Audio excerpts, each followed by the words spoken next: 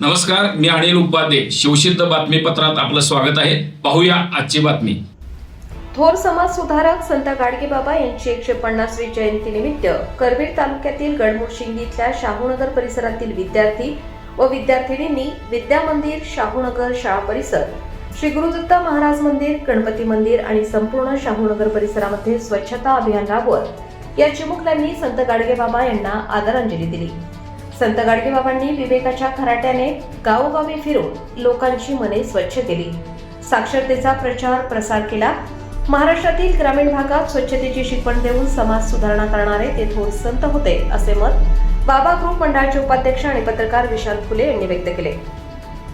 या स्वच्छता अभियानामध्ये new English school गडमुडशिंगी ची विद्यार्थिनी लावण्या वायदंडे, ब्रांच विक्रम हायस्कूल न्यू वादडे चे विद्यार्थी वैष्णवी वायदंडे, मंदार फुले, प्रेम सकटे, अर्चना वाघ तसेच विद्या मंदिर शाहूनगरचे विद्यार्थी गणेश वायदंडे, तृप्ती फुले, गौरी ढेरे, वीरा सकटे, हार्दिक माने, आरोही आवळे यांच्यासह विद्यार्थी उपस्थित होते.